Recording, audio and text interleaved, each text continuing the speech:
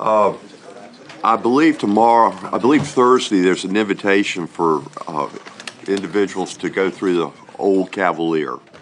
And is it Thursday, Jim? Yes, sir, at 4 o'clock. At 4 o'clock. I could not go at Thursday at 4 o'clock, but I went yesterday. And I would just reinforce, if you have the time to try to figure out a way to go, whether you supported the money going into it or not, to see the magnitude of what has to be done there.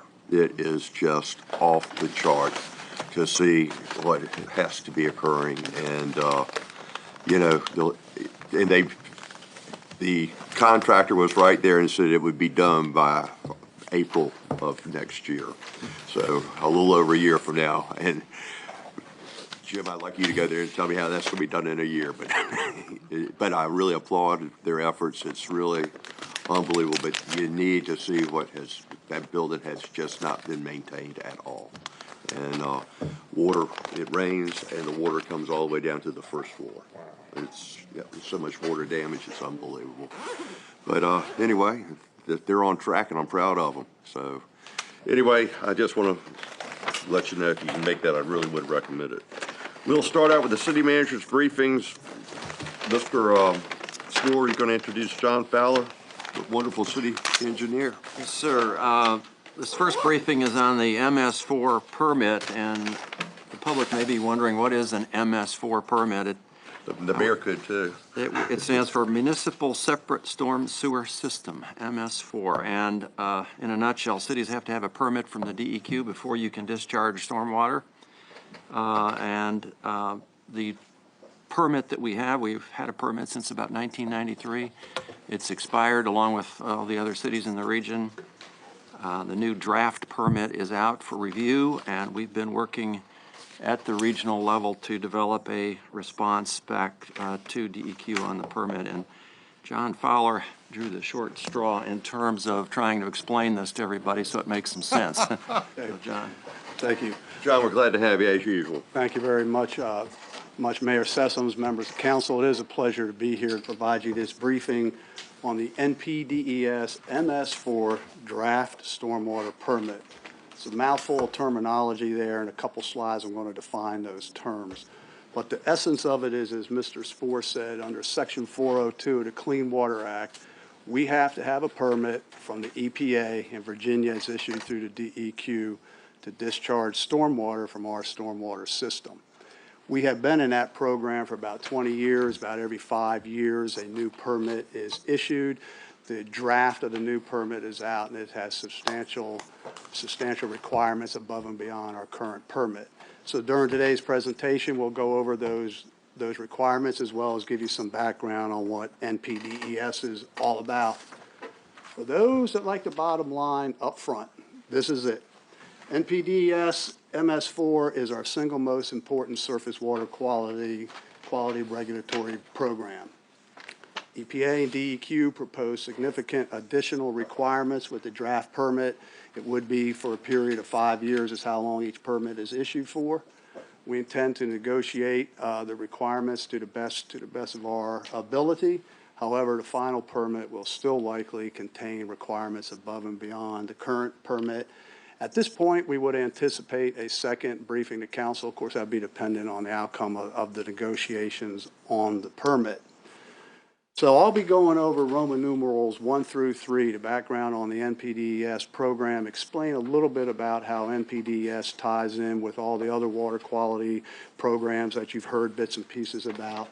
Then Mr. Bill Johnston, our NPDES coordinator in the city engineer's office, will talk about the requirements of the draft permit and the next steps. It's probably good to start with how the Clean Water Act views municipal stormwater systems. We're a large city, about over 300 square miles. We have a large and complex stormwater system.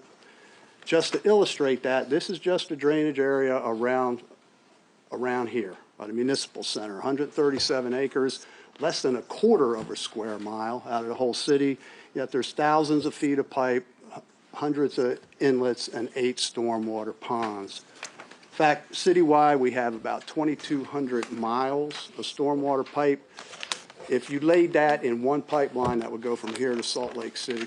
We have over 600 miles of ditches, on-road, off-road. That would go from here to almost Jacksonville, Florida. Thousands of stormwater inlets and about 5,000 stormwater outfalls. Now, the reason we have all that is just to provide a core service to our citizens, drainage. When it rains, they want to drain. But under the Clean Water Act, this is actually a pollutant discharge system. And it requires a permit from the EPA. EPA does not just casually give out those permits. They put as many requirements on those permits as they possibly can. NPDES stands for National Pollutant Discharge Elimination System. It is a regulatory program found in Section 402 of the Clean Water Act. It's been with us since 1972. So I said it requires a permit to discharge pollutants. When NPDES first came out, it focused on the classic industrial type discharges, factories and manufacturing. As they came under regulatory control, they expanded in 1987 to classify stormwater discharges as a pollutant, and that is now in Section 402. We have what's called a municipal separate storm sewer system, MS4. That's to distinguish us from some of the older cities that actually still have combined sanitary and storm sewer systems. We should be thankful we don't have that. We had our first permit under NPDES MS4 in '93. It's issued by DEQ on behalf of EPA. Both EPA and DEQ monitor the permit every few years. Both of them come to town to check on how we're doing. It's to be valid for 5 years, and there's some substantial fines. I believe the legislation allows for up to $32,500 per day per violation. Our information is that the largest fine assessed to MS4 in our state is $82,000. That was not us, by the way. Current permit expired in 2006. It's been administratively continued every year. So for the last 9 years, DEQ and EPA have been developing this draft permit. They gave us a copy and asked for comments at the end of January. They graciously gave us about a month to review something they took 9 years to come up with. They did give us another month extension. We will meet that with our comments. We also work with the HRPDC Regional Environmental Committee, and that committee has developed baseline comments, which we fully support, and that'll be the foundation of the city's requirements too. Before I turn this over to Bill to get into the requirements of the draft permit, I'd like to talk a little bit about how NPDES fits in with all the other water quality regulations that the city is faced with. I think you'll see that NPDES MS4 is the overarching regulation, which makes it all the more important that we negotiate the best we can on the draft permit. This is our artistic drawing here. We're engineers, we're not artists. This is to depict a residential neighborhood in the Lynn Haven watershed. Houses furthest away from the water, another row of houses, the waterfront houses. The drainage typically runs off the lawns and roofs to the road where it goes down the inlets through a pipe to a BMP where it's stored in the BMP for some period of time. Then eventually it's discharged to the Lynn Haven River, and then ultimately the Lynn Haven flows into the Chesapeake Bay. The various water quality regulations we're faced with, we call surface water management. That's to distinguish it from drinking water and groundwater. There's two main sets. There's the stormwater regulations, and then there's the water quality regulations that pertain to the receiving waters themselves. In the stormwater, we have the NPDES, that's what we're talking about today, permit required under the Clean Water Act. The Virginia Stormwater Management Plan, or program rather, you've been briefed on that several times over the last couple of years. Clean Water Act drives that, but it's a state law. And actually, that is a permit program also. If you're going to do a development of some sort, you have to get a permit to do it. And in that permit, you have to develop what's called a stormwater pollution prevention plan, which is a detailed plan saying how you're going to control stormwater quantity and quality while you're constructing the job and afterwards. But the interesting thing, if there is anything interesting about this, is that ultimately the permit that's issued is another type of NPDES permit, a 402 permit. Erosion and sediment control is probably the oldest stormwater reg, been around at least 30 years. It's probably the most common sense. When you're building something, you're generally creating a lot of dirt, you're stripping the vegetation. These are just common sense measures to keep that sediment from silting into downstream, to keep them on site. That's now rolled up into the VSMP program and covered by the NPDES permit that's issued for land development. Now, the next two regulations I'm going to go over, they aren't really water quality, but a lot of people mix them in with them, so I thought I'd put them up here just for clarity. There's our floodplain regulations. We primarily have those because of our participation in the National Flood Insurance Program. They're pretty straightforward. We just want to limit things being built in the floodplain. The next one is the Chesapeake Bay Preservation Act. That's been with us, I believe, since about 1990. At heart, it's a land use regulation. It establishes buffers around the Chesapeake Bay and its tributaries and tightly regulates what can be done within those buffer zones. But the next set are the actual water quality standards for the receiving waters. Every 2 years, the state has to assess all the rivers, lakes, and estuaries in the state. They assess them for 130 pollutants. If any of them are above the standard, and the standard is set based on the use of the water body, obviously drinking water has a higher standard than recreational water.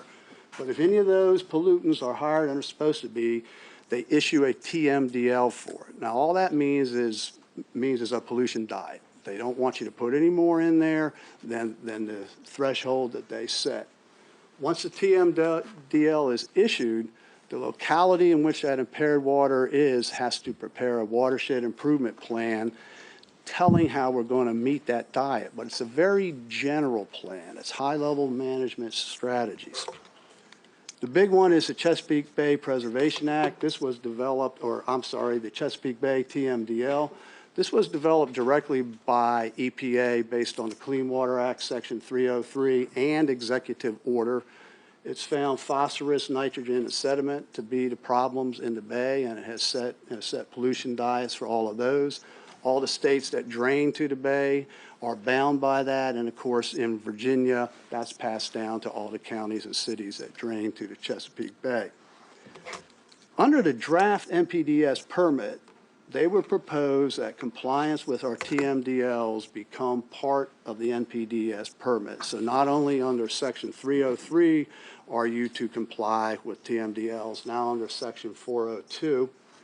But the big thing is they would require within 24 months of the NPDES permit being issued for the city to come up with a detailed action plan of the specific things we're going to do to meet the TMDLs, the pollution diet, along with measures of how we're going to gauge how effective those things are. Doesn't sound like much other than the regulatory agencies themselves often don't know why a pollutant is at the level it is, how to keep it to a lower level, what will work, and what won't work, but yet they would require us within 24 months to come up with all those plans. Well, in any case, I hope that this little graphic helps show you all the various water quality regulations with which the city has faced, how NPDES MS4 now overarches them all, and again, why it's important that we get the best terms in a permit that we possibly can. With that, I'm going to turn it over to Bill, and he's going to go over what's in the draft permit itself as well as the next steps. Bill, we're glad to have you with us. Thank you. Well, if John drew the short straw, I think mine was a little bit shorter. I request that you not shoot the messenger. All right. Basically, the permit is broken down into about 4 major parts here, and I'm going to just give you the highlights of these. You know, I know you've got much more important things to do. You don't need me to dwell on all these things, but by all means, if you have a question, stop me and ask. Major portions are administrative requirements, inventory mapping and analysis, stormwater pollution reduction, and operational requirements.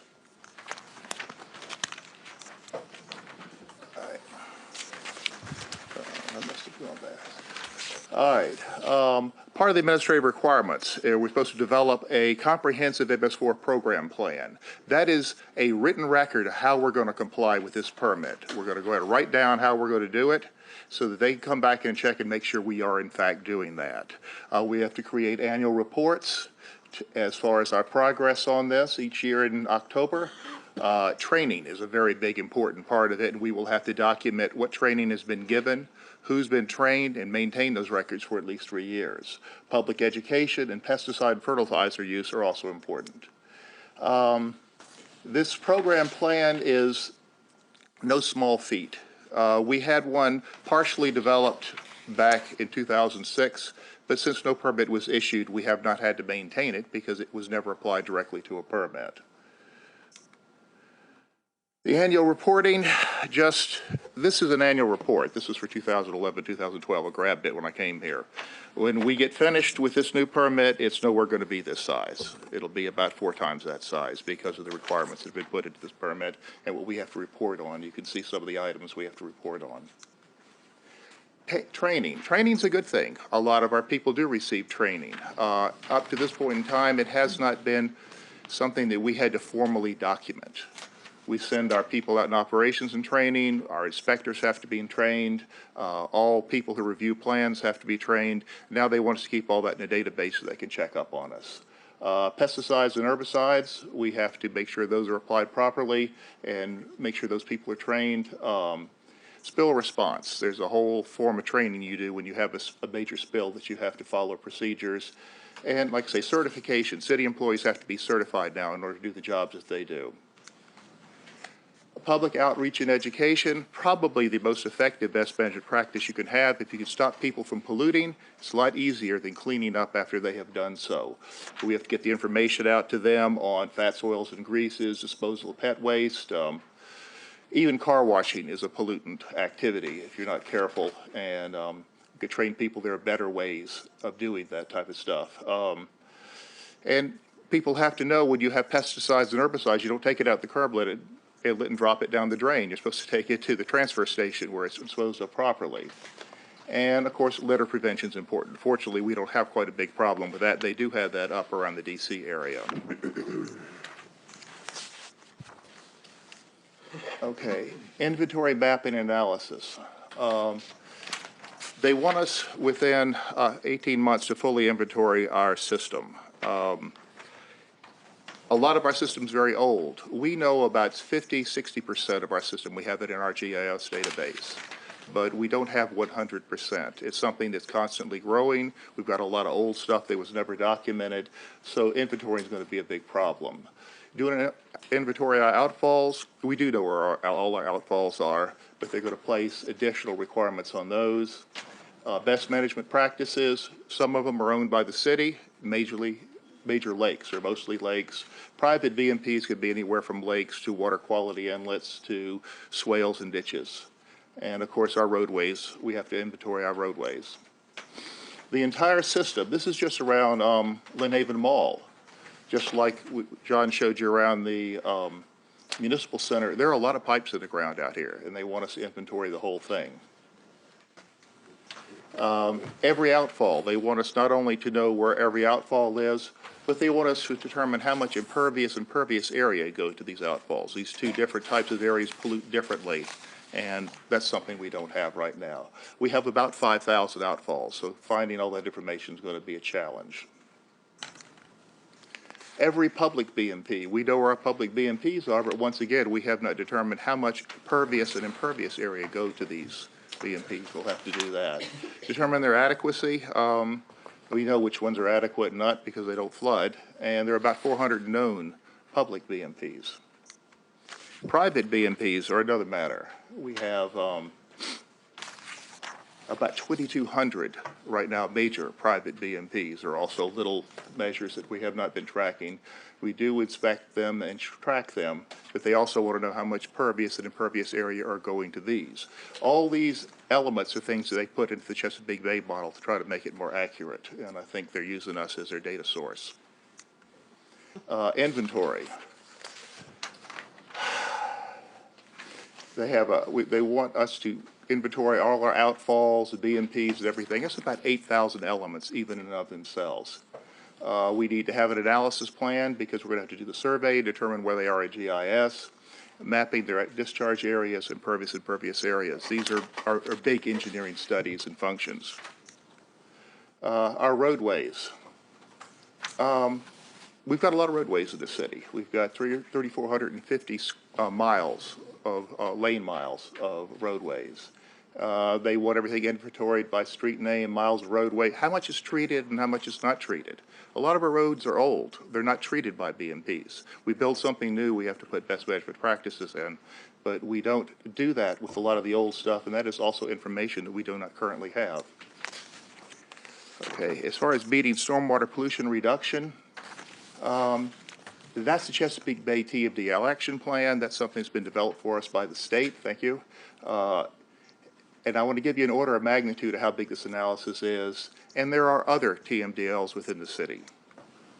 The big pollutants for the Chesapeake Bay, as John said, are nitrogen, phosphorus, and sediment. They want us to determine exactly what the loads were in the city as of 2009. The magic behind the 2009 date is that is when they ran the last Chesapeake Bay model.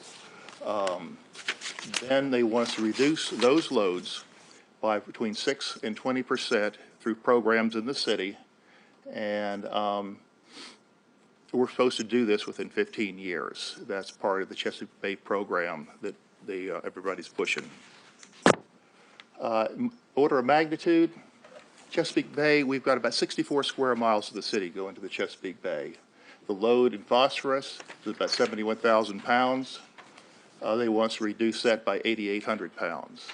The load in nitrogen is about 366,000 pounds per year. They want us to reduce that by over 18,000 pounds. Total settlement load is about 12 million, almost 13 million pounds per year, and they want us to reduce that by about 3.3 million.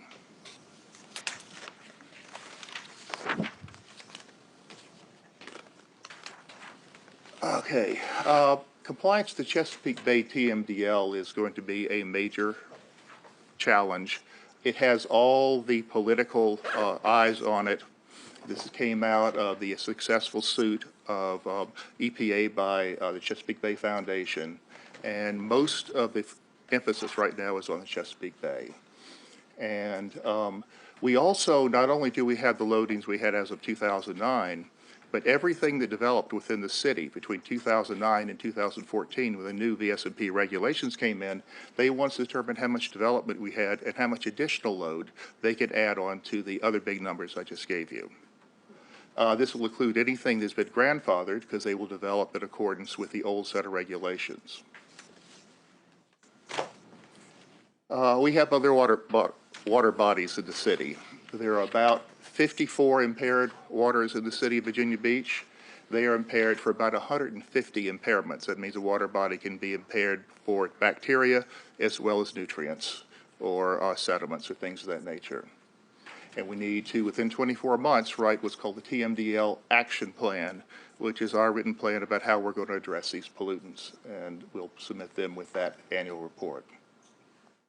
We have to estimate how much pollutant it is and how we're going to take care of it. Retrofit projects. This one has me scratching my head a bit. I believe Arlington received the first, new permit, and they had 7 projects. So they have carried that number through all the permits as they have written them, and we have 7 in ours. There doesn't seem to be any particular reason behind that. That's one of the things we're going to object to is what's magic about 7. But if we follow with this, we have to do 7 within the first 5 years. And these, of course, are targeted for the Chesapeake Bay predominantly and other impaired areas that have TMDLs. We have done some retrofits. Allenton, Lynnhaven Mill, Bow Creek, we did an improvement. Other BMP, we expanded. Thalia Creek is going to start up this spring, and Milldam Creek is about to start construction right now. Operational requirements. Well, the first thing the state realizes is if you've got a big system, if you don't maintain it properly, it's not going to be a good system. And they want to have us document all our maintenance inspections, our discharges, and all along the line here. Go into these in detail. They want us to make sure that every best management practice is maintained and inspected. We do this now. In fact, the first 4 of these we really do already because it's part of our old permit, but not quite to the depth that they're going to require in this new permit. The last one, inspect 100% of the storm sewer system, is new. Now, they didn't define inspect. I don't know if they want us to go out and look at every single inlet, every single manhole, every single stick of pipe, but we will find out as we negotiate with them about this. That is a big labor user if they want us to actually physically inspect every bit of the storm sewer system. This is an area of heavy redundancy. Illicit discharges and improper disposal. Clearly, we're supposed to find any illicit discharges to our storm sewer system and stop them if someone is dumping something there. Obviously, sanitary sewer overflow is an illicit discharge. But our public utilities department we've already working under a consent order from years ago. And it seems redundant to go ahead and put the same requirements or put these requirements in our VPDES permit as well as to have us under a consent order. It's almost like, double jeopardy. If you fail under one, you automatically fail under the other. So this is one of the ones we're going to complain about. Reduce the discharge of floatables. That's trash. And we don't really have a trash problem in this area. They do have one up around Washington, D.C. and all. They actually list trash as a pollutant. But we do a fairly good job with our trash. And then fats, oils, and greases, that's all part of a public utilities program that's already in existence. Leaf litter, animal and human waste. We're doing our best with all of that, but we could have to start documenting how we're handling all of that. Dry weather discharge monitoring. Clearly, if you've got, in a perfect world, if you've got flow in a storm sewer system, it's not raining, obviously that's a discharge of some kind. Around here, the high groundwater tables, there's water in almost every storm sewer system. So finding one that you could really test accurately is difficult. We are currently screening 25 of these outfalls. They've increased that up to 100. And it's just quadrupling the workload on the city. Wet weather discharge and monitoring. This is another new monitoring program where they want us to go out in areas of concern where we suspect that there are pollutants and start testing during heavy rainfall events. It's just a new requirement. We also are proposing another program where we will actually have automated samplers as part of a regional program to test 2 sites within the city and determine what the constituents are of the rainwater. Our hope is that as we get better information, we may be able to prove that we are not discharging as dirty a water as EPA thinks we are. Industrial permits. The city has about 53 locations in which DEQ has issued industrial permits. They are trying to make us a part of their enforcement process. They want us now to review the discharge monitoring reports from these permits that they have issued for other facilities.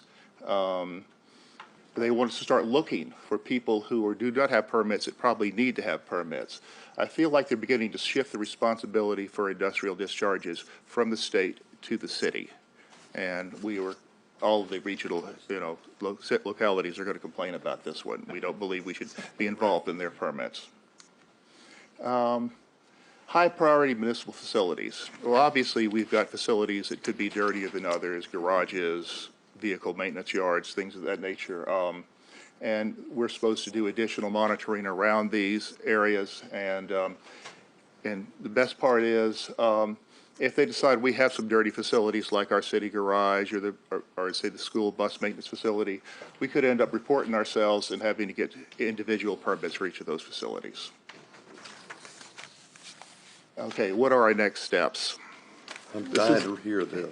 Dying to hear how much. Yeah. I know they're sending money along to pay for this, aren't they? Ben's Thousands. already up for Advil, so. Yeah. Down is cheaper to raise the elevation so you slope away from Chesapeake Bay. Well, you're damned if you do and damned if you don't. If you give Well, people I'm not drainage, arguing you're with creating what a needs to be problem. If done, you don't but- give them drainage, you're creating a problem. Yeah. This is the last slide, actually, so I'm sure you're glad to hear that. We have sent out copies of the draft permit to all the affected departments and collected their comments to put together at our individual letter of concern and objections to this permit. That will go hand in hand with the one that's coming to the Planning District Commission.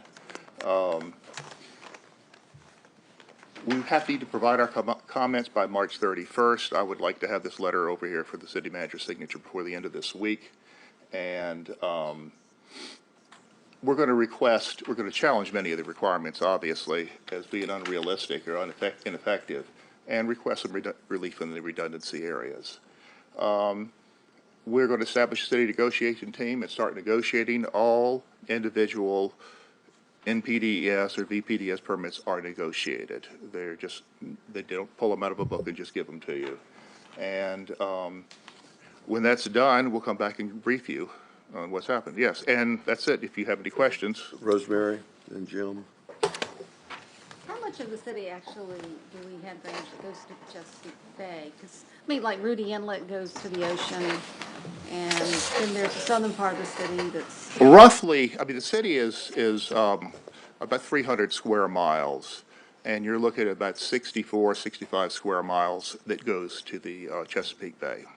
But it seems like it's also the most populated section of the city, and it has most of the businesses and all in it, because it's the area that developed first. And around the rivers, you know, Linwood and... Jim Wood, Barbara. I guess my concern is the part that you mentioned about shifting some of the responsibilities towards the locality. Mine too. And for them to expect us to go out and actually search for people who are violating whatever standard, I think is frankly not what we should be doing. You know, if we have to put all these resources to comply with this sort of thing, I think that we need to focus on things that we can control and not things that they're supposed to control. So hopefully we negotiate that part completely out. That would be great. We've got some good attorneys with McGuire Woods that are working with us regionally. We have good attorneys here, and I think maybe hopefully we can get them to see the folly of their actions. I am surprised at some of the things that are in the permit. It's clearly the permit writer doesn't really understand how a city operates. Rosemary, excuse me, Barbara, then Rosemary. This doesn't just apply to Chesapeake Bay, though. This applies to... No, this is the whole city. It's just the emphasis right now is on Chesapeake Bay because of the executive order. Rosemary? I mean, obviously, this is not just our problem alone, other localities. Are we working with other localities or any other organizations? There are 11, what we call Phase 1, large cities in the state of Virginia that have these permits. 6 of them are in this area. We're with Norfolk, Portsmouth, Newport News, Hampton, Chesapeake, and us. All of us together are negotiating collectively. They purposely made us last when they came down and started giving out these permits, because last time they tried to give us permits, we banded together to object to things, and it stopped the Department of Conservation and Recreation.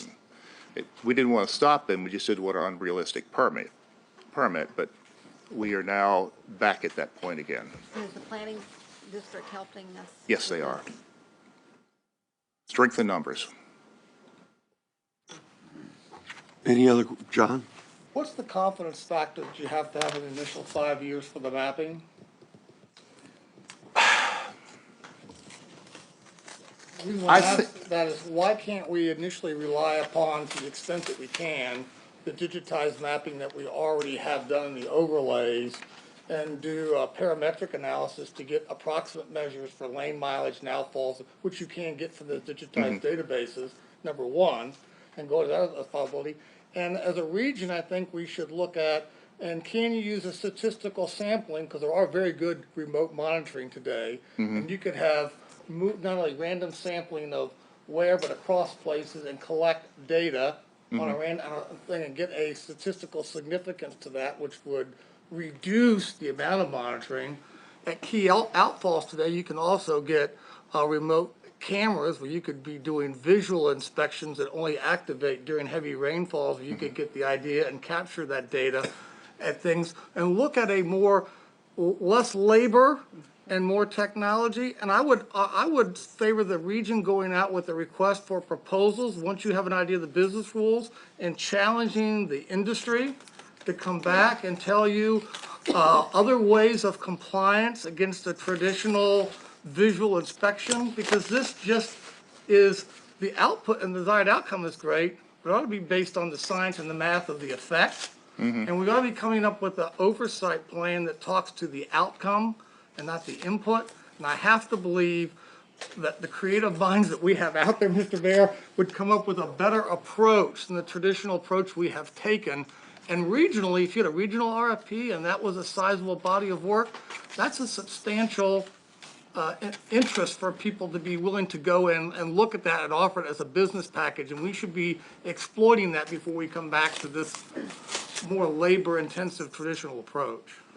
John, did you want to say something about that? I just say those are all great ideas, and not being flippant, but with the time frame, we've been focusing on the what, not so much the how, but we're going to get into the how, and your ideas are great, and we heard them, and we're going to take them to heart. All right, I just know I don't want to get a big bill if there's another way to get there. Well, any other questions or comments?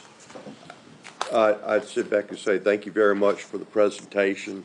If I saw something like this come across my desk, I don't know what I'd probably throw it up and say, what the heck do you do? I'm assuming that we have good working relationships with everyone, and hopefully that we can negotiate something that will be reasonable.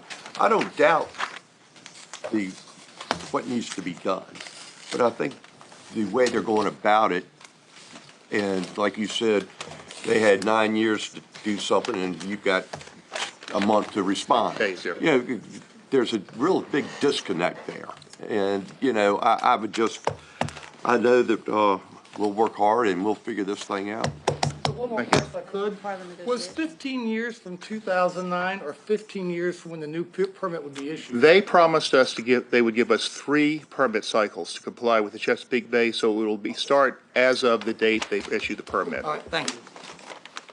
I think I'm repeating myself on this, but not to hold y'all up, but what we have done for the Chesapeake Bay has been extremely good. Mm-hmm. And, you know, we have the citizens of Virginia Beach are stepping up and paying for a lot of, you know, stormwater management, you know, through our fee. And we've seen the progress and we've got a plan. You know, where the heck does that come into play? I mean, we're way ahead of everybody else. Well, I think in addition to that, I think we've probably got the best city-citizen partnership with Lynnhaven River anywhere in the country. That's another great point. Another great point. But I mean, where does that come into play? Well, maybe they'll be nicer to us during the negotiation. You know, Don't count on that. you got Bobby Domino. And one other thing, you know, shout out to the Clean Community Commission when you talk Hey, about absolutely. citizen involvement. You know, how many tons of garbage do they keep from going into a lot of places? And their stormwater marking, you know, system and everything. But you know, Ian, I'm getting carried away here, and I apologize, but they ought to give, you know, put people up on a pedestal that are trying to do the right thing and set the example for others. You know, you just pass that on.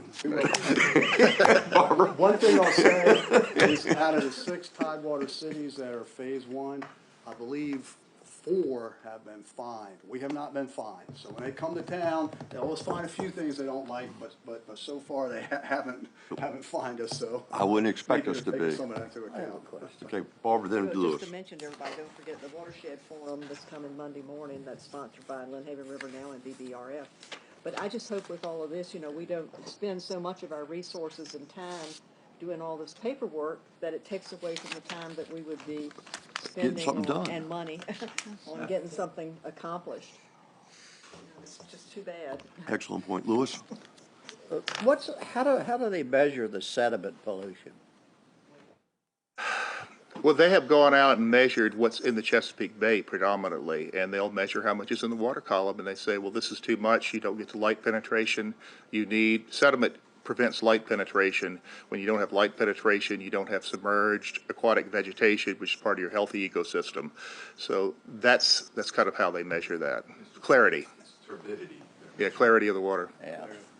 And that's one of the reasons why in this stormwater presentation a couple weeks ago, we were stressing the street sweeping, actually Yep. vacuuming, because you can measure the tonnage that you're taking out of the system from. But we got that getting flowing plan in down. place. Yeah. Yeah, I mean, when you go back, telling the mayor said we need to be on a pedestal.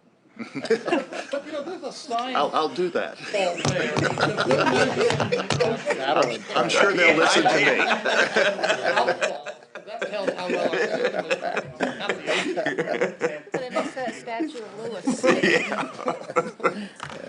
Thank y'all. Oh, I'm sorry, Shannon. Do you know if Maryland and DC and Delaware have implemented some of these same things as Chesapeake? They started issuing these permits up in the northern part around DC. Oh, funny. We really They have didn't know. issued these permits in Arlington, Prince William County.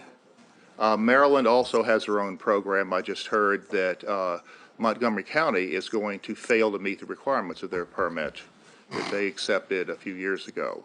So it's a challenge for everybody. Rosemary. I know when I was on the Local Government Advisory Commission in Chesapeake Bay, of course, Maryland, Pennsylvania, DC, and Virginia.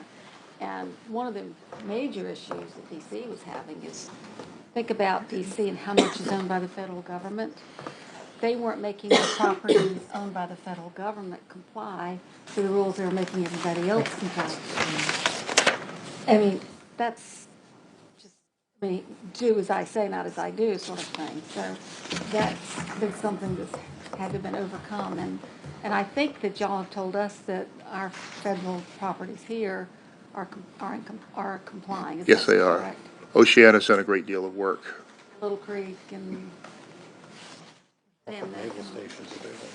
yeah, but then, yeah. Okay, any other questions or comments? The pedestal.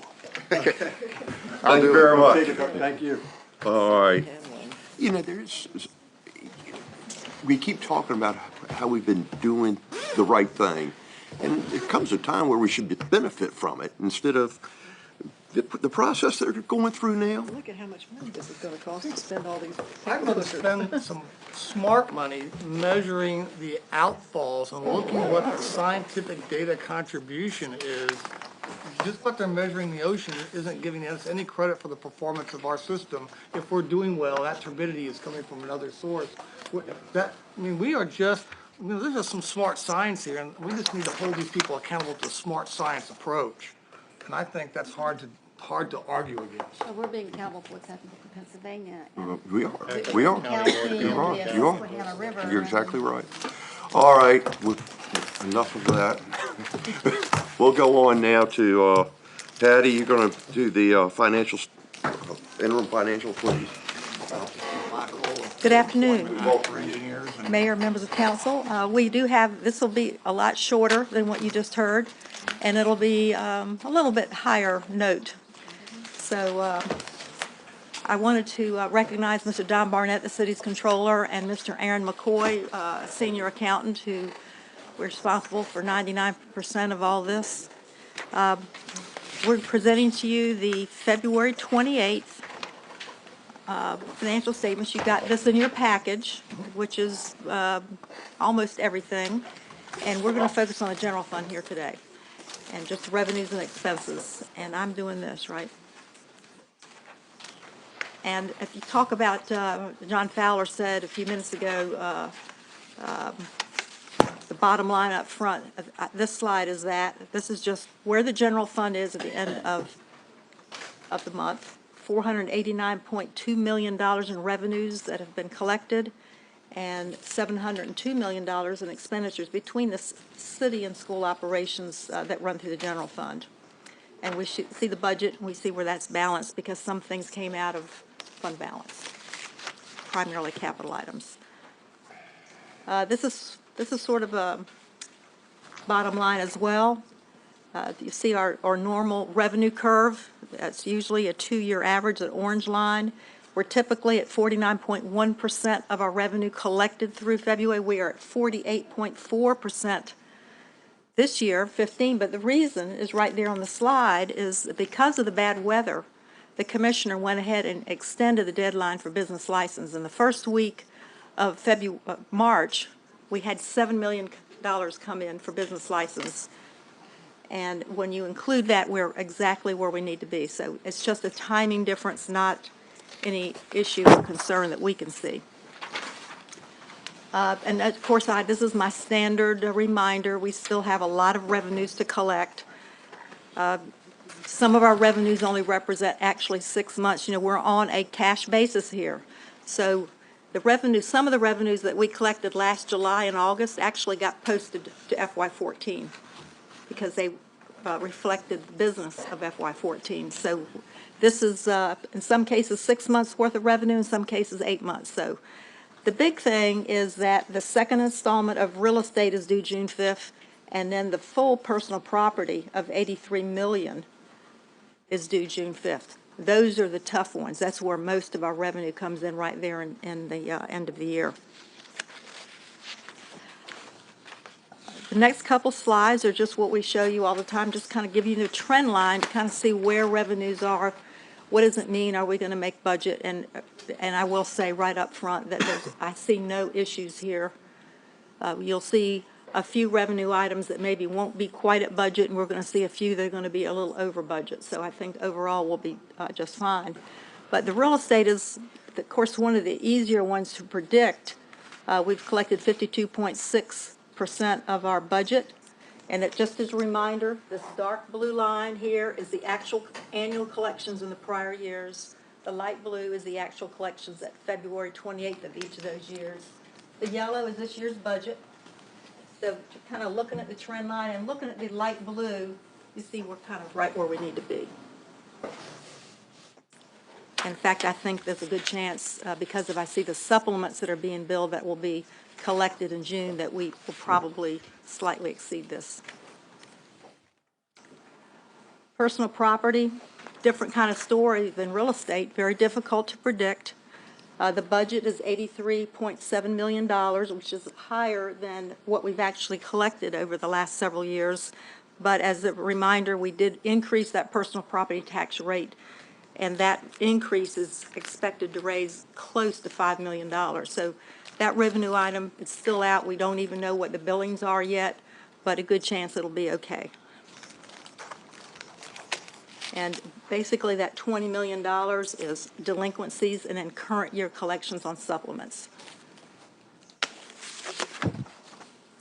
General sales tax, see that the light blue line is trending upwards. We're actually up about 3% from last year, year to date. The budget is a little bit higher than what we might expect, so that might be a little bit of an issue at year end, but not significant issue. We looked at where we are as of last week on this revenue item, which is of course not reflected here, and we're still seeing a good trend line.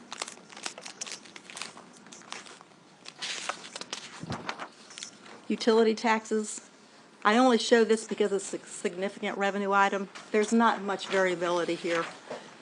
Utility taxes paid on water bills, electric bills, gas bills, and of course phone lines, not phone lines, but some phone lines.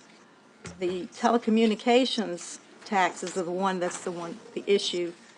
Landlines are going away. It's collected at the state level when it used to be collected locally. The trend line continues to go down. You're just looking at the light blue. The actual collections are going down each year, slightly. Business license, we talked about that a few minutes ago. You see where that trend line dips down? But through last week, through the 18th of March, total revenue and business license is almost $40 million. So a lot of money has come in since the end of February. Just wanted to illustrate that revenue is coming in just fine. Hotel room taxes, $6 million budget, 3.8% up on an actual year-to-date basis. And you've heard all the good stories from Jim Ricketts' office on that. Totals citywide, hotel room taxes, $27.2 million. Same story, up 3.8%. And just a reminder, we split up that hotel tax 2%. If John Earn were here, he'd tell you 2% goes to the general fund, 5% goes to the tourism investment program, a 1% to the TAP program, and a little bit to CBD and also to Sandbridge. Restaurant meal tax, this is the general fund portion, 4.7% increase in actual revenues from the last year. The trend line is very good, $25.5 million collected so far. The citywide tax almost $60 million revenue item, very significant for the city. You know, if you look, and you paid a whole lot more attention to this than I have over the years, but if you look at the one tax that appears to have continued to go up, Yeah, it's been the, you know, in the tough times, it's been the restaurant tax. these restaurants are doing well, huh? Yes, but if you look at the trend line for the increase in meal prices and control for inflation, the number of meals being sold is actually less, but the value tax you're collecting, so you gotta distinguish between transaction, which is demand, and the increased price of the transaction and the tax. It can be very misleading just to Yes, work it off the can. aggregate data. But when you're looking at the bottom line from a budgetary basis, this revenue is making it. But the cause of it's something different. Yeah. Just Have giving any an way of observation. tracking the number of meals? We would have to get into it a little bit further. We would give, I can talk about that, look into it. We'd have to look at the sources Mr. Moss has and look at the index for cost of food, for restaurant food, and compare it, and see what we can locate. That's okay. The restaurant meal tax, be reminded, 3.5% goes to the general fund, significant revenue item. We have a little bit to open space, a little bit to the tourism investment program, and a little bit to the TAP program.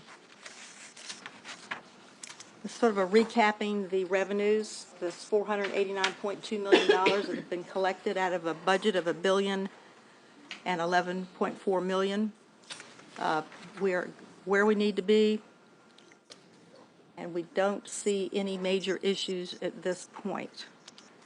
You know, we will, in a month or so, we'll have a better idea of what the billing is will be for personal property. We're switching now to expenditure data. I'm trying to keep this high level. Our trend line, our orange line, the two-year average for expenditures is 68%. We're at 66.1. So we got a positive variance there right now. And this is just a breakdown of where the expenditures have occurred without regard to the department. This is just gross expenditures that have been in the general fund. You look at pretty much everything down through here is going to be at 100%. These are just transfers are going to go over. Right through here is where you have the most variability, especially in salaries. We use that excess money to help support the next year's budget, just like we did last year. We will again. When Catherine presents the 16 proposed budget, you'll see that use. And just, we'll be back again in a month. You'll adopt the budget. We'll close the fiscal year in August. We will prepare unaudited statements for you around October, and then we'll have the audit, so we'll start the cycle again. Any questions? Be happy to try to answer. I just want to share a piece of information because I happened to ask how many registered vehicles we had for personal property tax as of 30 December. It was 485,000 and some change, of which those 405 qualify for the partial state rebate, but not on the tax increase part. Right. There were 39,000 commercial vehicles, 41,600 and something that are military exempt. You had another 1,000 and some change that were disabled and senior citizen, and then you had veterans was like 817, but just gives you an idea that when you start taking the population and back out kids under 6, you know, I mean, kids are 10, under, whatnot, you basically have about 1.3 vehicles per person who are actually eligible in age to drive. It was kind of interesting just to see the car vehicles behind that number. Pretty fascinating. Thank you. Other questions or comments? We thank you very much. Thank you. Okay, pending planning items. Jack Whitney, come forward, please. Jack, oh, no, that's Steve. How are you? Yeah, Jack. Showers brings May flowers. Okay, Jack, we welcome you. Thank you. Always a pleasure to be here. This, of course, is our monthly glimpse of planning items to come. I know you're anxious to get to the next presentation, so I'm mercifully brief today. We've only got 8 items spread between April 7th and 21st. And the theme is lovely spring bouquet for everyone except Lynn Haven and Rose Hall. Let's begin with the Bayside District, who had it a little bit easier this month. This is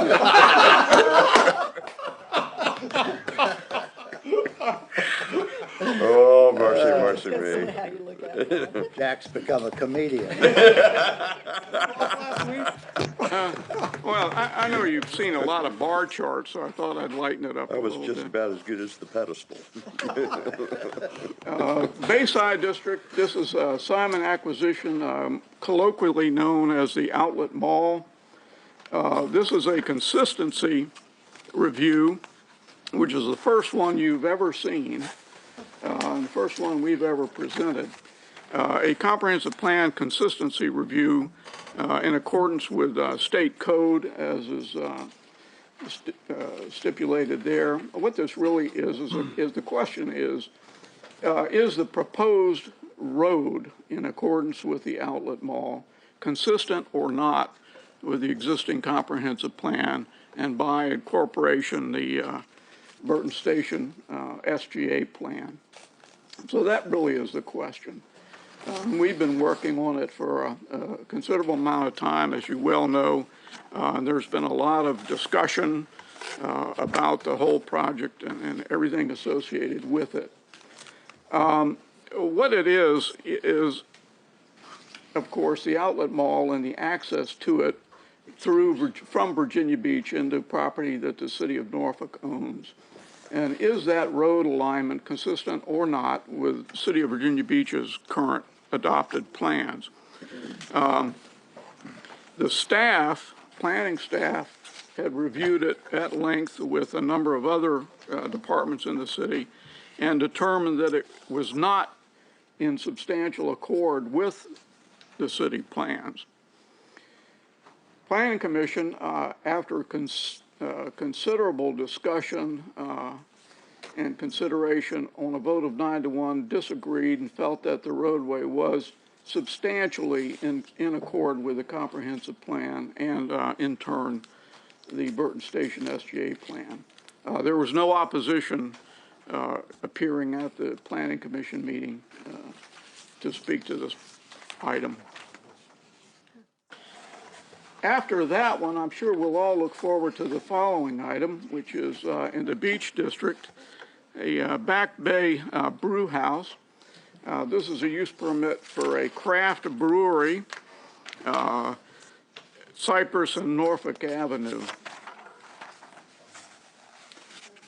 It's an expansion, really, of an existing craft brewery on the site that incorporates about 1,100 square feet within an existing building. They're doing quite well, and they would like to expand the operation by renovation of the existing second floor of the building and an additional tasting room, as you can see depicted there on the site plan. Staff had recommended approval with conditions, and by a vote of 8-0 with 2 abstentions, the Planning Commission agreed, and there was no opposition to this request. It says there was opposition. Oh, I'm sorry, there was. I was looking at a different item. I'm sorry, you're correct, there was Can you opposition. tell me what the nature of the opposition was? I think it had to do with parking and traffic impacts.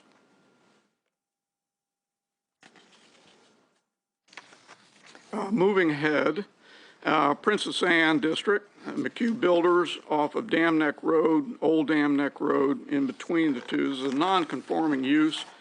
It's an old 1950s era development that's been there and is in dire need of some improvement. The applicant proposes to demolish the existing 12 units and replace them with 12 units. So there's no net increase in density or unit count. And staff doesn't, as I've mentioned to you many times in the past, Plan Commission doesn't review non-conforming use applications, and the staff will provide you with additional information and an evaluation prior to your consideration of the application. Moving on to April 14th. First item is an amendment to the zoning ordinance having to do with wireless communications and construction towers of a temporary nature. This is basically an attempt to keep pace with changes in the technology of wireless communication, and it will in turn update sections of our code to respond to those changes.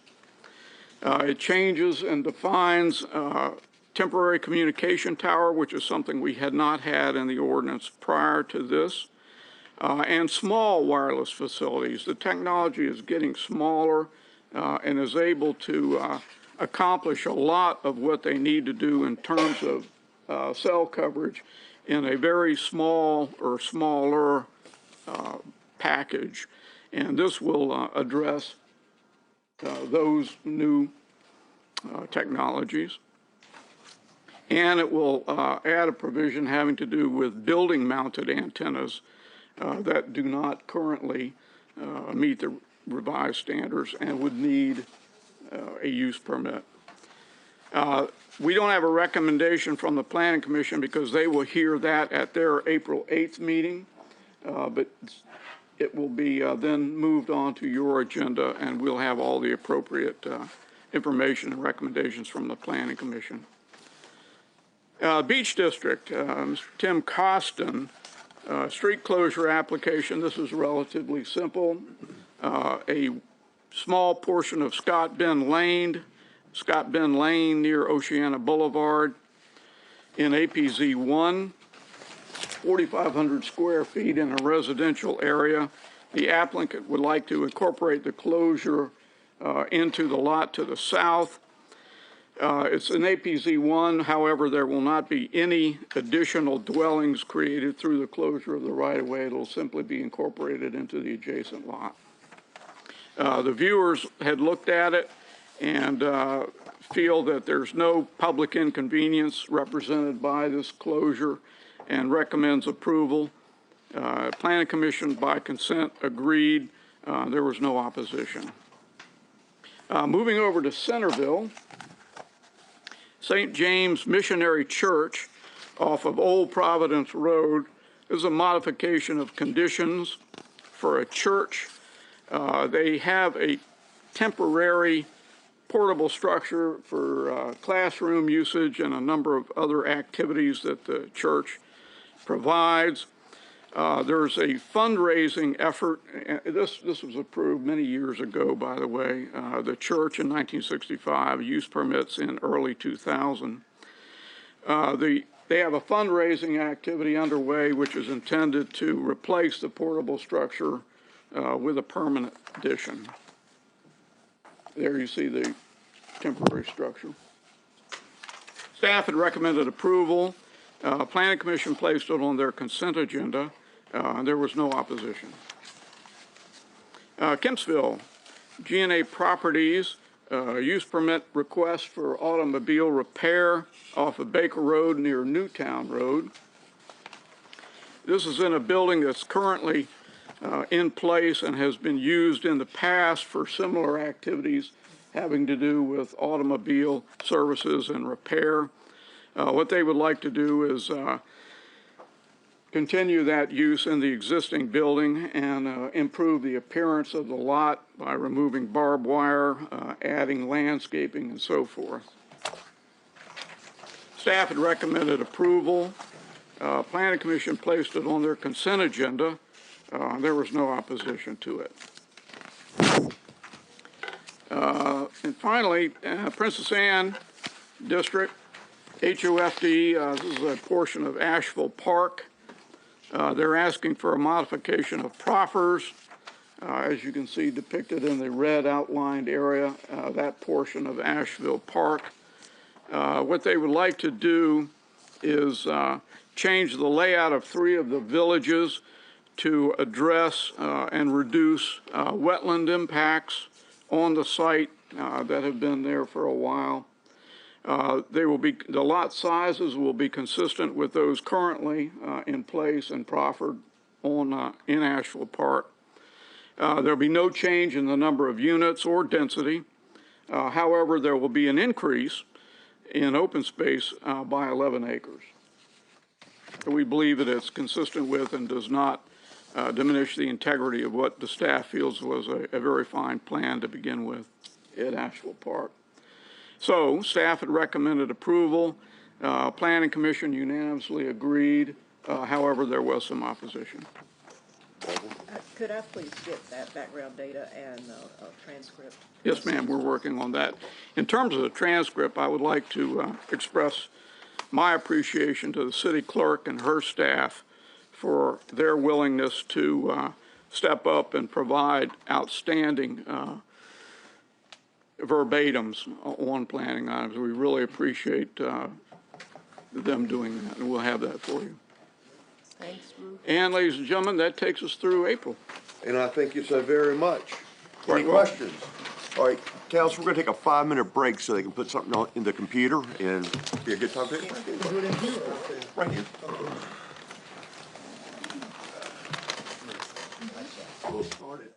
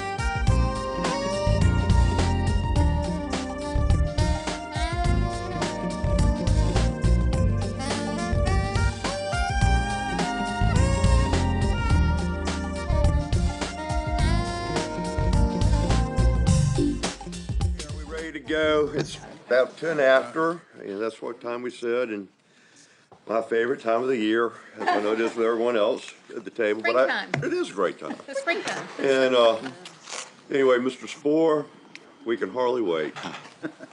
It's the beginning of the end. This too shall pass. And we get to do it again. Let me just make a couple of intro comments. I really do believe, as I said in the transmittal letter, that this is a watershed year for the city, and I think the budget that you're just getting reflects that thought. Three significant items I'd want to highlight. One is the decision on the arena, which, as you all know, is a unique partnership, unique in the United States in terms of a way to finance a major piece of infrastructure jointly with the private sector, and I think it's pretty significant. The second significant item is the extension of public transit to town center. And I think that really represents for our community the beginning step to achieve what Envision 2040 talks about as having a connected community. And it's important to keep in mind that we're not just talking about light rail here, but we're talking about significant expansion of bus service as well to maximize that light rail investment. And the third significant one that I want to mention is the kickoff on the biomedical complex at Princess Anne, which not only will benefit Virginia Beach, but we're talking in the entire region. So I think those are three decisions that council will be making as you consider this budget that will have impact on the community for decades to come. I wanted to thank Management Services and recognize their hard work. The whole bunch up there has really worked overtime bringing the budget together, along with each of the department directors for bringing their budgets in, most of them within target, and those that not, good reasons for that exceedance. I also want to recognize, I think, the superintendent of schools for the collaborative effort that we've been able to put together in terms of trying to bring forward a budget that balances what the needs for the school system are and what we can reasonably afford. So with that as a brief intro, I'd call on Catherine Weitzel, who is our fantastic Management Services Director, to present the Moved up proposed in the world. FY16 budget. Catherine, we are glad to have you. I'm happy to be here. I guess y'all are wondering why I'm here in the daylight. I usually do this presentation at night. The bottom line is we really were trying to minimally impact y'all's schedules. We have a number of called meetings that are required because of the change from second and fourth Tuesdays to first and third Tuesdays, advertising requirements that were changed at the state level. So to make all that work, we decided we'd come here. We wouldn't make you stay till 6 or 7 o'clock tonight, and we'd go ahead and do this at the informal session. Oops, I can't click myself. Are you clicking too? Oh, no. Okay, what is planned? I'll get this thing working. Today I'd like to go over what's proposed for next year in both the operating budget and the capital improvement program, where the funding will come from, and what are the proposed tax rate increases needed to support the operating budget and CIP. Remember in November when we talked about the 5-year forecast, both the city and schools had a combined projected deficit of $42 million without any major projects that Mr. Spore just mentioned and without any compensation adjustments other than the legally required VRS adjustment. To close the gap while addressing these critical community projects and to provide some level of compensation adjustment required a multi-pronged approach. We cut expenses where we could, we reduced services where we had to, we became more efficient, and we had to raise some taxes, and we're recommending that. I'd also like to demo our open budget initiative. Don't panic, it'll be a relatively painless software demo. Starting first with the budget and CIP data, we're providing citizens the opportunity to see deeper into the core data of the operating budget than we've ever been able to in the past. The site that I'll demo for you later in the presentation allows citizens to learn more about the actual line items of the budget at the same level that my staff sees them and reviews them. And the programs for each of the city's business areas at the same time. They will have the opportunity to have at their fingertips the ability to create charts and graphs, summarizing the various levels of budget data. We believe this level of transparency will encourage citizen engagement and promote a better understanding of the city's overall financial picture. Hopefully, this is but a first step in allowing this open data strategy to permeate throughout the city. And then we will close with the schedule of activities for the remainder of the process, because we do have a long process ahead of us. Nice thing. Okay. The proposed operating budget for the city and schools is $1.87 billion and increases by 2.2% from the current year. This includes providing compensation increases, not at the level desired by the school board, but at the same level we've been able to do this past year. It trims operating accounts where possible, but it does reduce city and school staff by 242 positions.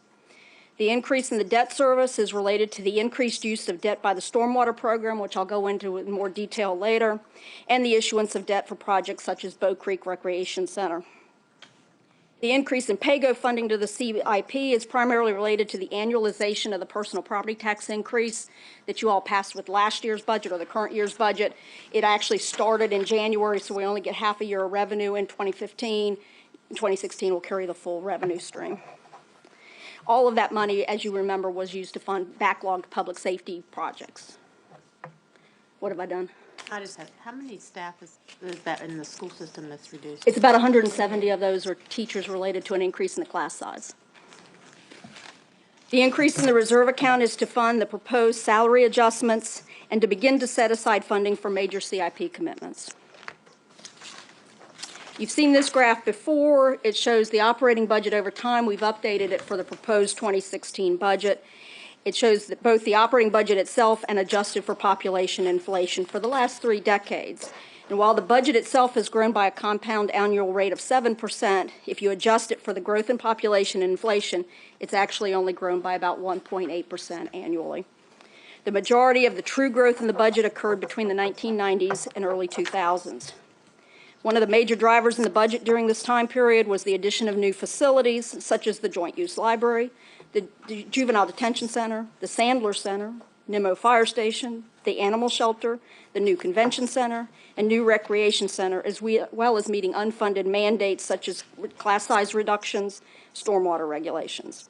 Overall, new facilities and new mandates over this 1990 to 2000 period added over 600 new positions to the operating budget. Slower population growth, however, did not lessen the demand for city services from citizens. Households, number of vehicles, prisoners, public safety calls, and human service caseloads, all of which have exceeded the growth in population. This also serves as one reason why total population growth is not necessarily a good benchmark or way to reduce the cost of government. This Demand for Services Index attempts to measure the demands for these services that citizens place on city government. It measures that from the provision beginning in 2000 through the FY14, which is the last year we had complete year data sets. If demand grew equally with population on this index, the level would be at 100 all the way across. So you can see that the population, the growth for demand for services has exceeded population by about 77% each year. City and school systems have incorporated technology and other cost-saving measures to deliver services as efficiently and effectively as possible. The provision of government services, however, is still largely a labor-intensive service. And cities might not always be able to reap the benefits of productivity increase experienced by other private sectors of the economy.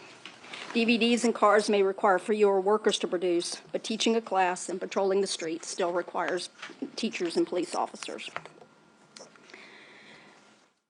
We require staff to meet this demand, and though we are delving into more and more citizen self-service opportunities, much of what we do requires boots on the ground. There are nearly 17,000 employees between the city and school system to deliver quality services that citizens have come to expect. Add to that over 23,000 volunteers, without whom we would need significantly more staff. As Mr. Spohr noted in his briefings to you on March 10th, there's been a real and substantial shift in the relationship between the state and federal government. I think every year's 5-year forecast, I talk about the need to improve that relationship between the two levels. But that's not unique to Virginia Beach, nor even to Virginia. It's a national phenomenon that somehow we have to figure out how to shift backwards. This shift has meant less funding to support mandates and core services. Our ability to address these limits are somewhat limited due to the Dillon rule in the state of Virginia, where we can only do or raise revenues or provide the services authorized by the state. What this has meant is that we either increase local taxes or cut core local services to fund other higher mandates. Efficiency efforts alone will not make up the loss of $91 million in support. To partially make up this loss, though, you did raise real estate taxes in 2013, 4 cents for schools, 2 cents for roadway construction. These rates have a sunset provision, such that when the state restores funding that had been at those levels, then we would start sunsetting the real estate taxes. That's not going to happen in 2016, sorry. Again, state revenues have been reduced for education, even with state funding for a 1.5% pay raise for SOQ positions. Looking at some of the particulars of the budget, the Sheriff's Department, I know he's talked to some of you, required some additional funding.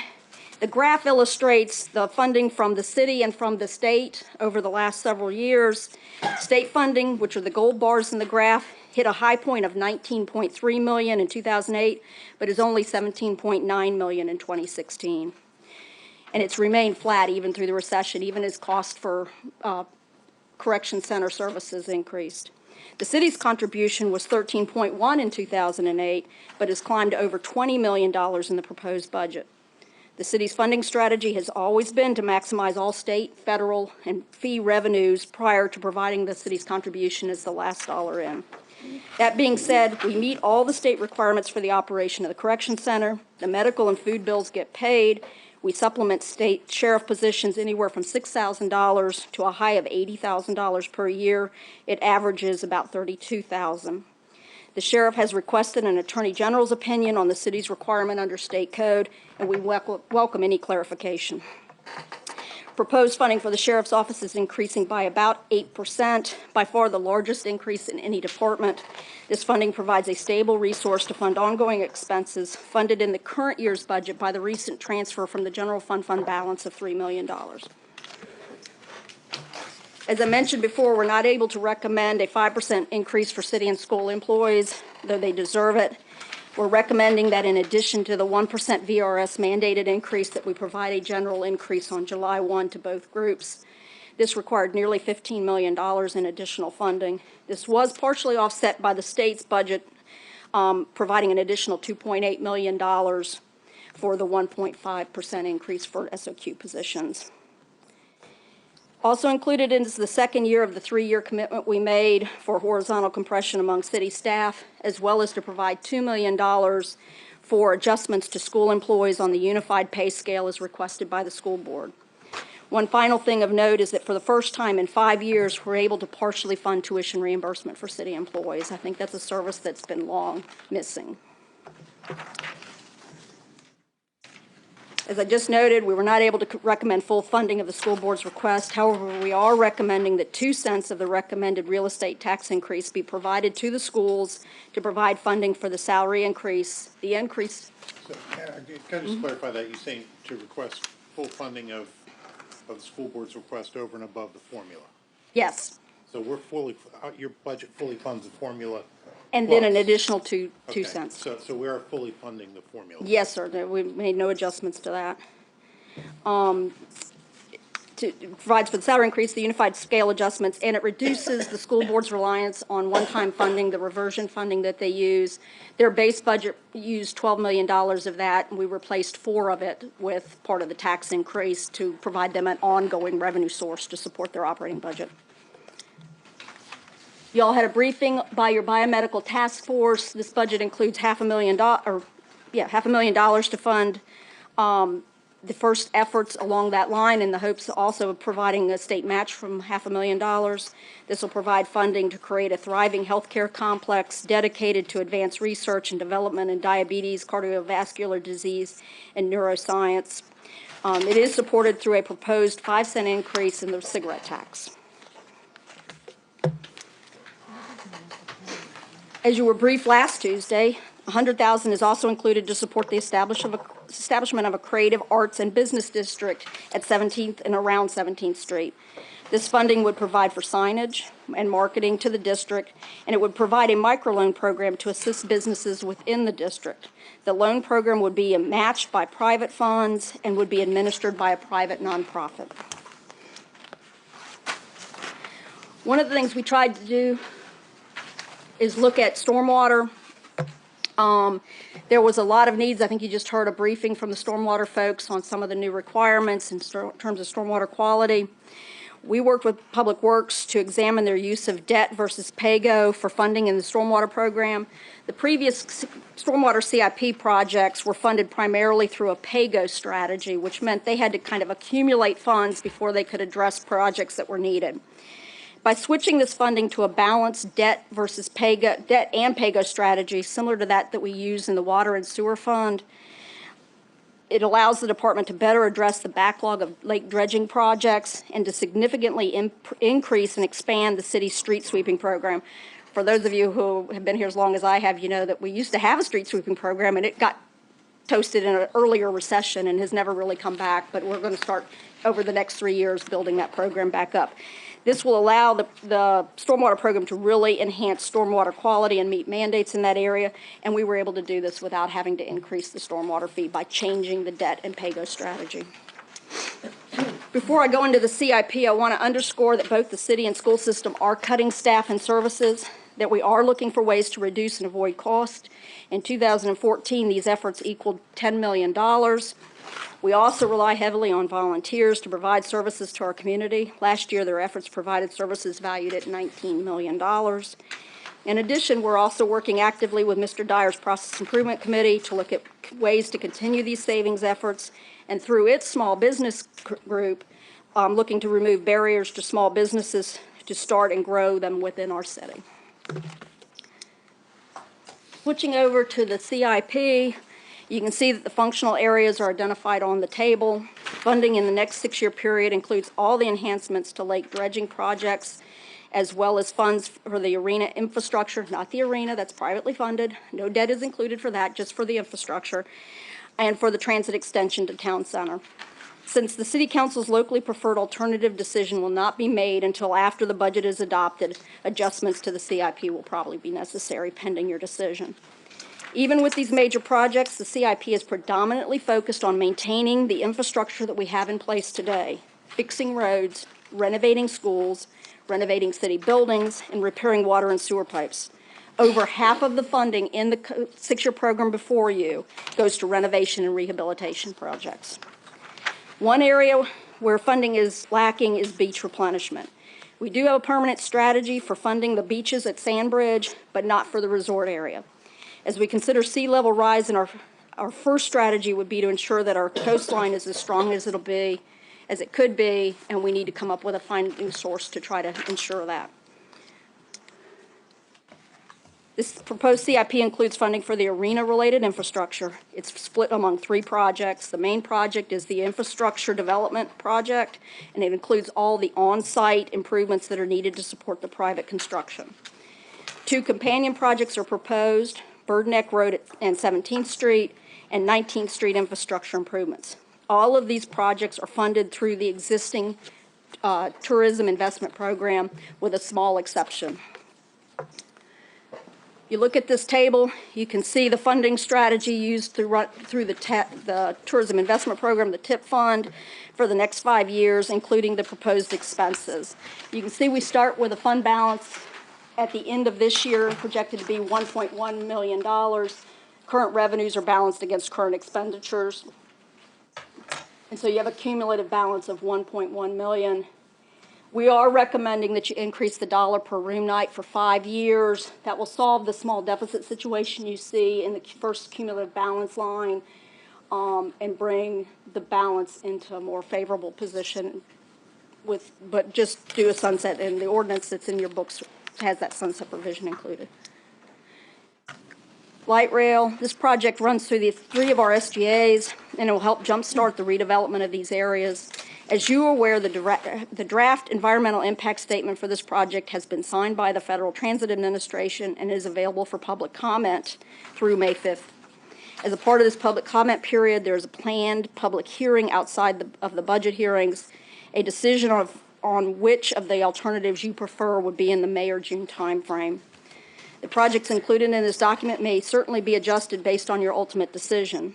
For the purposes of the proposed CIP, we sought to maximize state revenue commitments to pay both 50% of the extension project itself as well as the shared use path.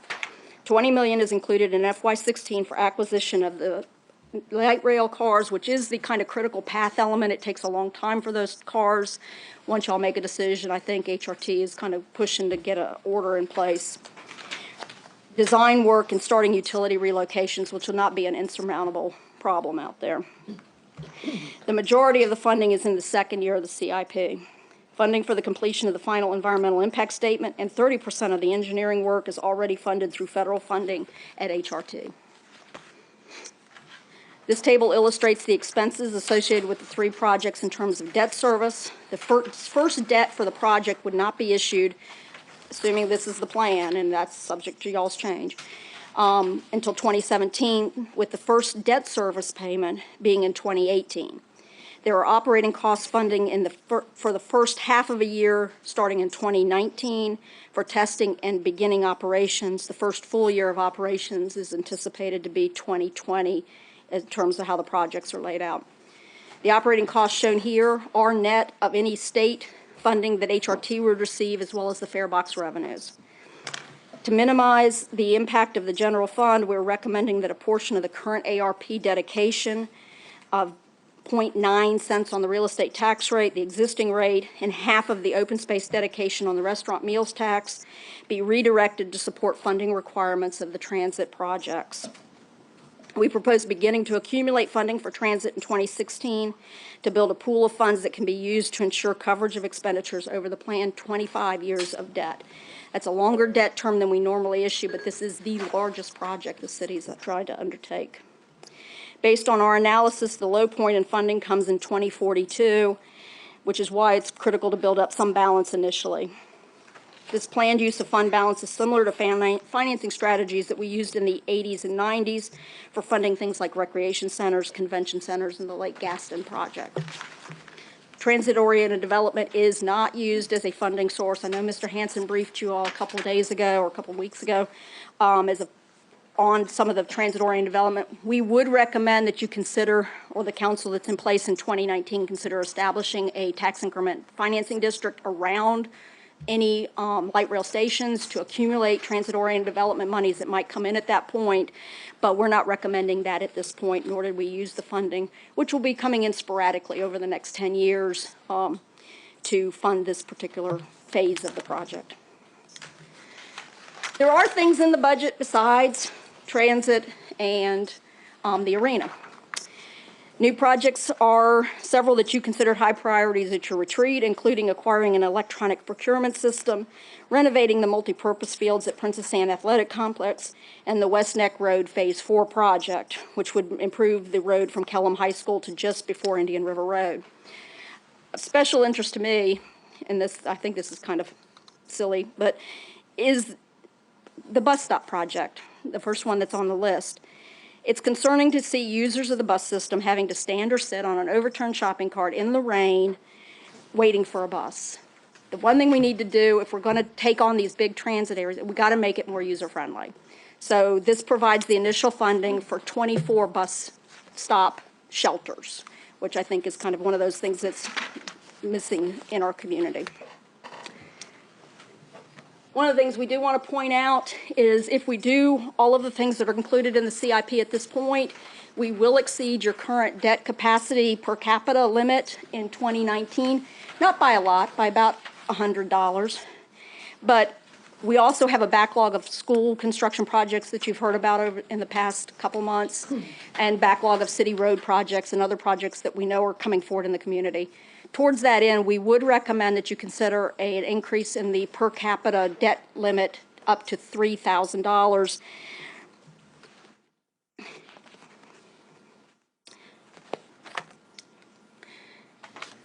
Can we do all of this? I know Patty briefed y'all back in December. Virginia Beach is the only AAA-rated community in the Hampton Roads area. We're very proud of this fact, so prior to taking on any of these transformational projects, or really any of the projects we just need to do day to day, staff went to the bond rating agencies to get their input. Generally, they were favorable, though concerned, and critical to any future decision on our bond rating will be the business terms of these large projects, how we manage other debt requirements, and the overall performance of the Hampton Roads economy. As has been said multiple times, these projects are needed for the future of our city and for its economy. So where does the funding come from to support debt service in these daily operations of the city and school programs? As the graph illustrates, the state will provide 24.5%. Again, this is down from the current year where they provided 25% of our overall revenues. Likewise, federal revenues decreasing to 6.1%, down from the current 6.5% of all revenues. Unfortunately, a large amount of the decrease in both state and federal funds is in the school system again. Personal property tax revenue as a percentage of all revenues is up due to the annualization of the personal property tax rate. The real estate revenue has increased in the current year due to rising property values as well as the proposed tax increase. I mentioned that we had proposed redirecting the agricultural reserve dedication, 0.34% of that, as well as half of the open space dedication. We reviewed all of the current dedications to determine if there was an opportunity to redirect all or a portion of the dedicated to higher priorities. We're not recommending adjustments to the dedications to schools, roadways, or tourism advertising. We are maximizing the funding within the tourism investment program itself to support arena infrastructure. The Agricultural Reserve Program is recommended for adjustment. This program began in 1995, has been impacted by changes in federal wetland regulations in the interfacility traffic area around Fentress and Oceana, which has limited the development potential in the southern part of the city.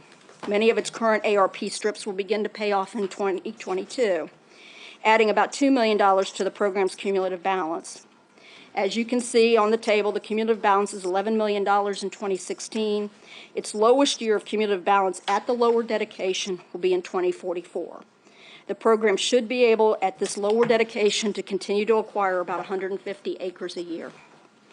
Open space is the other dedication that we're proposing be adjusted. This dedication of the restaurant meals tax would decrease from its current 0.44% to 0.22%. Changing this dedication FY16 will require a slowdown in acquisitions, but will still allow the development of Marshview Park, Thalia Creek Canoe Launch, and other planned uses. The dedication would hit a low balance in 2023 and then would begin to rebuild, allowing for additional acquisitions after that point.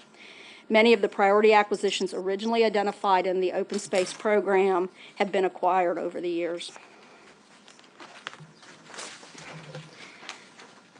Real estate tax rate is proposed to increase 6 cents, going from 93 cents to 99 cents, with 2 cents of that being dedicated to the school system.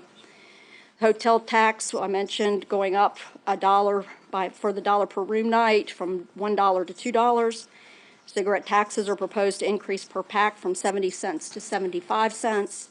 Automobile license increase $5 per vehicle from $25 to $30. The last time we increased this fee was when the Magna Carta came to town back in 2007, and then that was only for 1 year and it sunsetted immediately after that.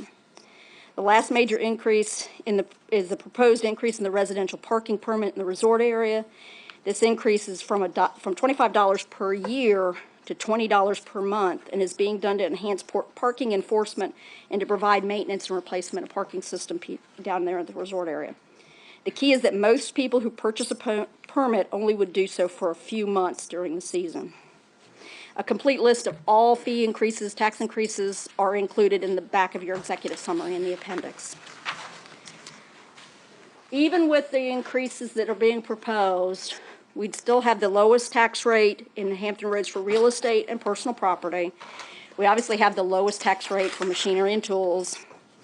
We'd be second lowest, or we would not be the lowest. Chesapeake would be the lowest in automobile licenses. Cigarette taxes, we would be tied with Chesapeake, and Suffolk would be lowest.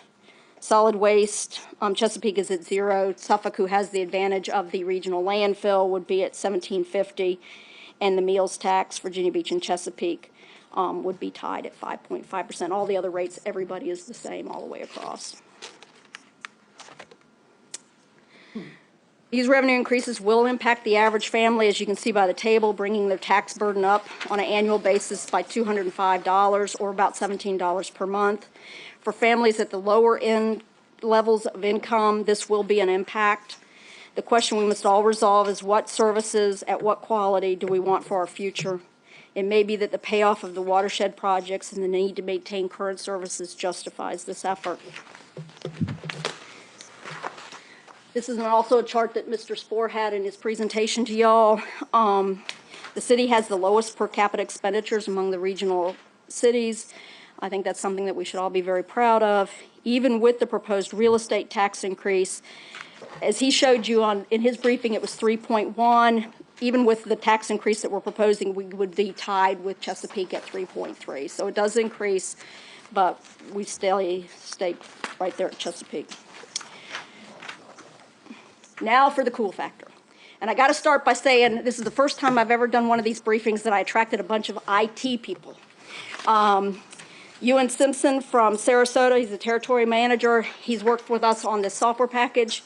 And Brett Fisher and Kevin Curry from Code for America.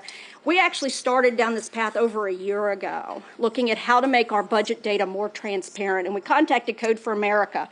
And they were excited, but I think we were just kind of overwhelming. We worked together for a while, but it just never gelled together. But I think they helped us think through some issues and really focus on providing the citizens with this opportunity. We partnered with Socrata to provide the budget data at the line item level to citizens. This is the same level that my staff sees when we're looking at budgets. They will now have at their fingertips the ability to create charts, graphs summarizing various levels of budget data, and we believe this level of transparency will encourage better citizen engagement and an overall understanding of the city's financial picture. One issue that did arise when we started down the path was all the charts I just talked about are at the net budget level. We net out internal service funds and transfers between funds because they're double counted at the line item level. When you go into the Socrata site, or OpenVB as we call it, you're going to see that $2.6 billion number. If you add up all 40,000 line codes, that's the number you would come to. But the reality is it's in two places, in a lot of places. Risk management's a good indication. Every department has risk management charges, but they also have a revenue stream that those charges apply to in their funds. So we net that out so that you don't overstate the appropriation authority that's needed for any program. So you will see the duplication. Now, please work. Monica's going to kind of take over control, and I'm going to quit clicking because I don't know what will happen. Technology and I are not the best of friends, so bad things can happen. They don't look as nervous as you do. No, I do. So the first thing you would do is get to the VB.gov site. Then you would click on the city budget button, front and center. Then you would see Open VB. Click on that and it will launch the Open Budget site. If you want to get there more directly, in front of your executive summaries is the URL links to get you there a little faster. And all of the directions are posted online as well. As you can see, the screen is divided into the left-hand side, which is the operating budget, and the right-hand side, which is the 6-year capital improvement program. The upper left-hand quadrant has a quick welcome section, which leads to an about page on the city's budget. But before we do that, note that just peeking out is the same table, Monica's rolled it up, that I just discussed concerning the data, which will be at the total budget level, not at the net budget level. To view the About page, click on the Read More icon, and it gives you a high-level view of the operating budget's expenditure side, and further down the page is more detailed information about the accounting structure and kind of what we mean by this word or that word in the system itself. Itty-bitty little font. Going back to the home page, in the lower left-hand quadrant is a graph of the 7 business areas of the operating budget, the blue bars, and on the right-hand side is the same graph of the 6-year capital improvement program by the 7 business areas. On the operating budget graph, if you can hover over the quality physical environment bar, let's say, and see its total budget, $386.7 million. Or click on the bar, and you can see all the departments that make up the quality physical environment section of the operating budget. If you notice, there's also a show over time icon. We've loaded 4 years of data into the app to look at expenditure trends. As we do, each year's budget will add to the number of years that will be available for comparison. Back at the business area graph, you could select Public Works. And you could see all the budget units that make up the Department of Public Works. Drill down one more level to the Waste Management Bureau of Disposal, and you can see the account summaries for each budget unit. Click on Fringe Benefits, for example, and you can see how much is budgeted in that budget unit for health insurance. This is the lowest level of expenditure data that city analysts can see, and it's now available for citizens to look at. This is really good stuff. We're really excited, so if I'm not conveying enough excitement, we're really excited. That beats these books.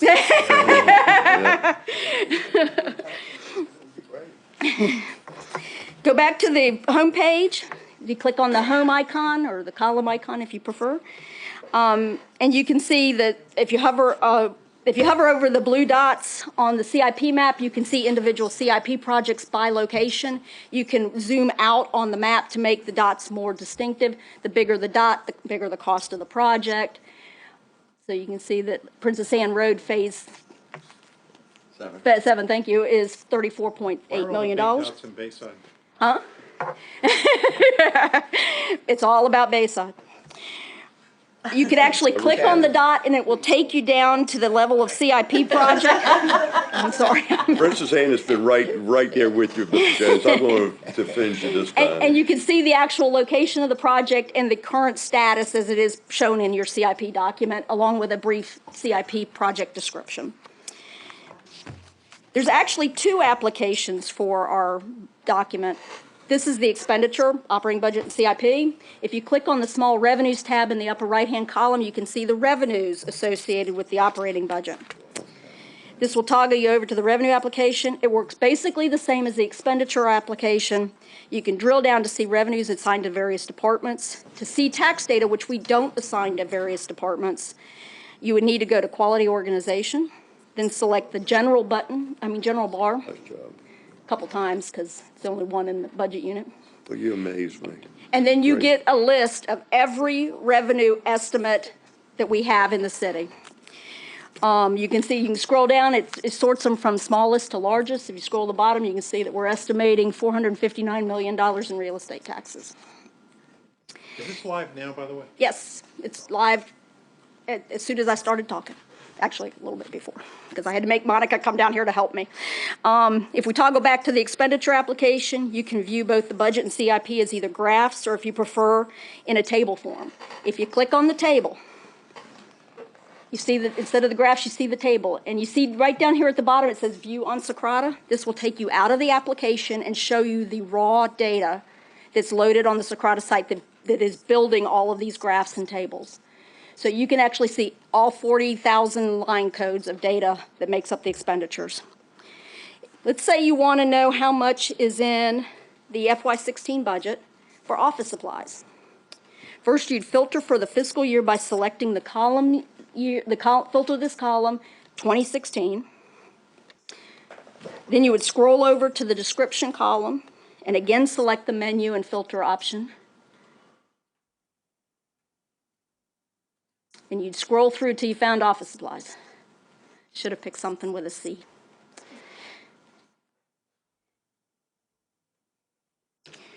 This again would filter out all of the other things. You can see, in case you were curious, the Board of Equalization has $51 in their office supply account. You can see that for every city department, and you can do it by multiple fiscal years if you want to see how much the office supplies for the Board of Equalization have been going up every year.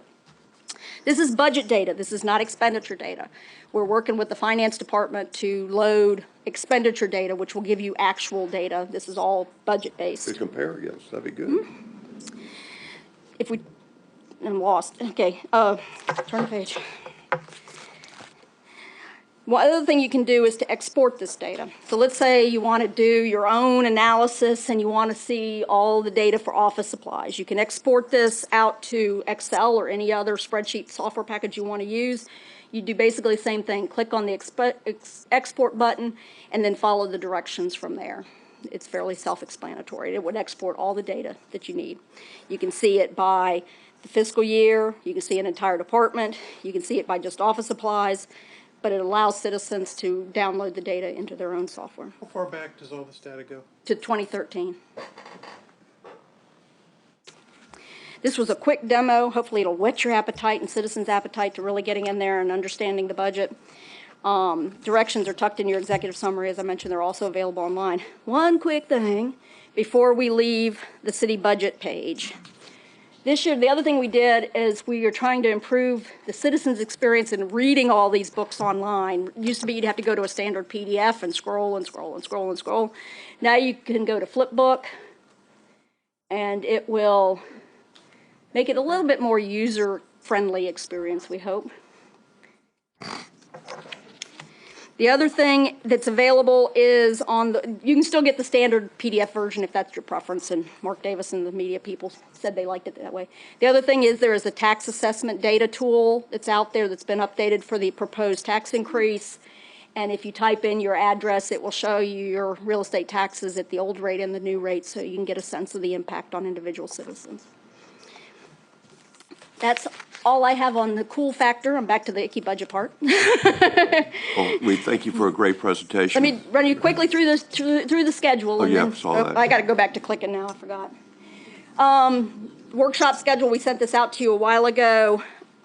We will have on April 7th, we'll hear from 5 constitutional officers and departments in the economic vitality business area. On the 14th, schools and safe community departments are scheduled. Departments from quality physical environment and family and youth will be here on April 21st. On April 28th, the departments included in the cultural and recreational opportunities and quality organization are scheduled.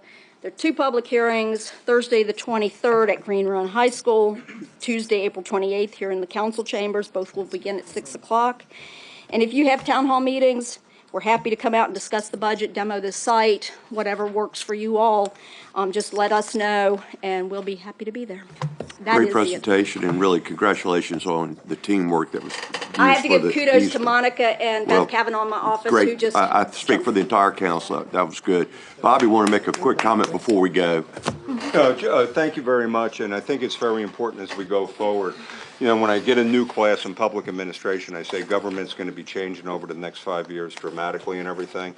And I think one of the things, when I had my conversation with the manager, was the possibilities we go forward. You know, local government's going to have to change because a lot of more responsibilities are going to be coming on us, and it may possibly, you know, require a retooling or a restructuring in a way or a different way of doing things. And I think we're at the point now with our, you know, we're a lot better than a lot of other cities.